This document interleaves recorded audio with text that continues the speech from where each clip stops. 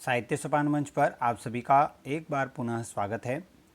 जैसा कि हमने पिछले वीडियो में माध्यमिक शिक्षा बोर्ड राजस्थान की कक्षा 10वीं की क्षितिज जो है पुस्तक, उसके गद्य खंड के बारे में हमने अध्ययन किया था, जिसमें भारतेंदु हरिश्चंद्र द्वारा रचित एक निबंध जो है एक अद्भुत अपूर्व स्वप्न, उसका हम अध्ययन कर रहे थे। आधा अध्ययन हो गया था और बाकी के हिस्से का अध्ययन हम आज करते हैं। तो आइए शुरुआत करते हैं। इन पूर्वोक्त पंडितों के आ जाने पर अर्धरात्रि गए पाठशाला खोलने बैठे। इस समय सब इष्ट मित्रों के सम्मुख उस परमेश्वर को कोटि धन्यवाद दिया जो संसार को बनाकर क्षण भर में नष्ट कर देता है और जिसने विद्या, शील, बल के सिवाय मान, मूर्खता, परद्रोह, परनिंदा आदि परम गुणों से इस संसार को विभूषित किया है। यहाँ पर व्यंग्य किया गया है कि ये दुर्गुण भी यहाँ पर ही है, इस संसार में ही। हम कोटि धन्यवाद पूर्वक आज इस सभा के सम्मुख अपने स्वार्थरत चित्त की प्रशंसा करते हैं, जिसके प्रभाव से ऐसे उत्तम विद्यालय की नींव पड़ी। उस ईश्वर का ही अंगीकार था कि हमारा इस पृथ्वी पर कुछ नाम रहे, नहीं तो जब द्रव्य यानी यहाँ पर धन की बात हो रही है, द्रव्य यानी तरल होता है, द्रव्य यानी पदार्थ, यानी यहाँ पर धन की बात हो रही है। जब द्रव्य की खोज में डूबते डूबते बचे थे, तब कौन जानता था कि हमारी कपोल कल्पना सत्य हो जाएगी। कपोल कल्पना मतलब मन जो कल्पना की थी, मन में ही ऐसे विचार रखे थे, वो सच हो जाएगा, क्या पता। परंतु ईश्वर के अनुग्रह मतलब आशीर्वाद से हमारे सब संकट दूर हुए और अंत समय हमारी अभिलाषा, हमारी इच्छा पूर्ण हुई। हम अपने इष्ट मित्रों की सहायता को भी न भूलेंगे कि जिनकी कृपा से इतना द्रव्य हाथ आया कि पाठशाला का सब खर्च चल गया और 10-5 पीढ़ी तक हमारी संतान के लिए बच रहा।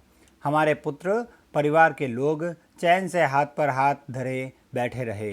हे सज्जनों, तुम्हारी कृपा का विस्तार है कि तन मन से आप इस धर्म कार्य में प्रवृत्त हुए। नहीं तो मैं 2 हाथ पैर वाला बेचारा मनुष्य आपके से आगे कौन कीड़ा था जो ऐसे दुष्कर कर्म को कर लेता। यानी यहाँ पर जिसने भी इस पाठशाला में सहयोग दिया था उसे वे धन्यवाद दे रहे हैं। यहाँ तो घर की केवल मूछें थी, यहाँ पर भी स्वयं पर ही व्यंग्य किया इन्होंने कि यहाँ पे तो मेरे पास तो कुछ भी नहीं था। कुछ गंगा जल काम आपकी कृपा से भली भांति हो गया। मैं आज के दिन को नित्यता का प्रथम दिन मानता हूँ, जो औरों को अनेक साधन से भी मिलना दुर्लभ है। धन्य है उस परमात्मा को जिसने हमारे यश के डहे अंकुर फिर हरे किए। डहे यानी जो मुरझाए या नष्ट होने ही वाले हो, ऐसे अंकुर को फिर से हरा कर दिया। हे सज्जन शुभचिंतकों, संसार में पाठशालाएं अनेक हुई होगी, परंतु हरि कृपा से जो सकल पूर्ण कामधेनु अर्थात जो सभी इच्छाओं को पूर्ण करने वाली कामधेनु गाय जो है, वैसे ही यह पाठशाला है वैसी। अचरज नहीं कि अपने इस जन्म में न देखी न सुनी हो। होनहार बलवान है, नहीं तो कलिकाल यानी कलयुग में ऐसी पाठशाला का बनाना कठिन था। देखिए, यह हम लोगों के भाग्य का उदय है कि ये महामुनि मुग्धमणि शास्त्री बिना प्रयास हाथ लग गए, जिनको सतयुग के आदि में इंद्र अपनी पाठशाला के निमित्त समुद्र और वन जंगलों में खोजता फिरा था। ये पौराणिक बात से व्यंग्य कर रहे हैं। देखिए, अंत को हार मानकर बृहस्पति को रखना पड़ा। हम फिर भी कहते हैं कि यह हमारे भाग्य की महिमा थी कि ये ही पंडितराज मृगयाशील स्वान के मुख में शशि के धोखे बद्रिकाश्रम की एक कंदरा में से पड़ गए। इनकी बुद्धि और विद्या की प्रशंसा करने में सरस्वती भी लजाती है। इसमें संदेह नहीं कि इनके थोड़े से ही परिश्रम से पंडित मूर्ख और अबोध पंडित हो जाएंगे। दोनों बता दिया यहाँ पर कि व्यंग्य करते हुए बताया है कि यह मूर्ख को तो पंडित कर देंगे और पंडित को मूर्ख बना देंगे। हे मित्र, मेरे निकट जो महाशय बैठे हैं, इनका नाम पाखंड प्रिय है। फिर यहाँ पे व्यंग्य करते हुए बता रहे हैं यहाँ पर किसी समय इस देश में इनकी बड़ी मान्यता थी।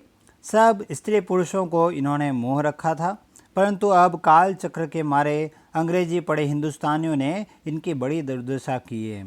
इस कारण प्राण बचाकर हिमालय की तराई में हरित दुर्वा पर संतोष कर अपना कालक्षेप यानी अपना समय व्यतीत कर रहे थे।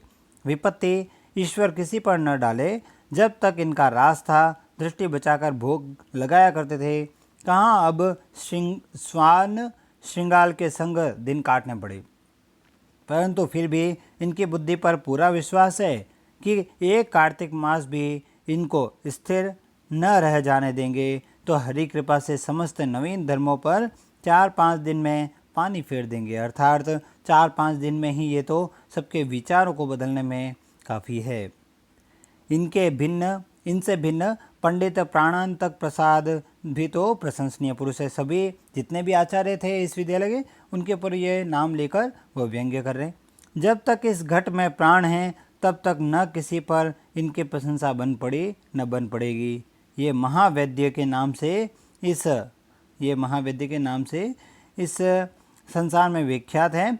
चिकित्सा में ऐसे कुशल है कि चिता पर चढ़ते चढ़ते रोगी इनके उपकार का गुण नहीं भूलता। कितना ही रोग से पीड़ित क्यों न हो, क्षण भर में स्वर्ग के सुख को प्राप्त होता है, अर्थात उसकी निधन हो जाता है। जब तक औषधि नहीं देते, केवल उसी समय तक प्राणी के संसारी वृथा लगी रहती है। वृथा यानी सांसारिक चिंता या फिर रोग जैसा लगा रहता है। आप लोग कुछ काल की अपेक्षा कीजिए, कुछ समय की अपेक्षा कीजिए, इनके चिकित्सा और चतुराई अपने आप प्रकट हो जाएगी। यद्यपि आपके अमूल्य समय में बाधा हुई, परंतु यह भी स्वदेश की भलाई का ही काम था। इस हेतु आप आतुर न होइए, आतुर यानी ज़्यादा व्याकुल ऐसे मत होइए, और शेष अध्यापकों की अमृतमय जीवन कहानी श्रवण कीजिए। और बता रहे हैं ये लुप्त लोचन ज्योतिषाभरण बड़े उद्दंड पंडित हैं, ज्योतिष विद्या में अति कुशल है।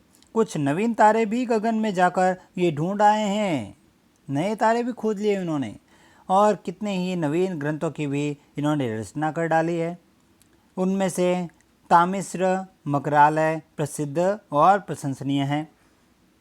यद्यपि इनको विशेष दृष्टि नहीं आता, परंतु तारे इनकी आंखों में भली भांति बैठ गए हैं। देखिए नज़र कमज़ोर है, लेकिन फिर भी इन्होंने नए नए तारों के नाम भी सुझाए हैं।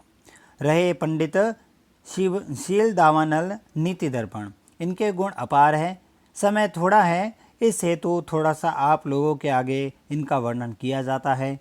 ये महाशय बाल ब्रह्मचारी हैं, अपनी आयु भर नीति शास्त्र पढ़ते पढ़ाते रहे हैं। इनसे नीति तो बहुत से महात्माओं ने पढ़ी है, परंतु वेणु, बाणासुर, रावण, दुर्योधन, शिशुपाल, कंस आदि इनके मुख्य शिष्य थे। देखिए इतने पहले के जो हैं वो उनके शिष्य थे, ये कह रहे हैं। और अब भी कोई कठिन काम आकर पड़ता है तो अंग्रेजी न्यायकर्ता भी इनकी अनुमति लेकर आगे बढ़ते हैं। हम अपने भाग्य की कहाँ तक सराहना करें, ऐसा तो संयोग इस संसार में परम दुर्लभ है।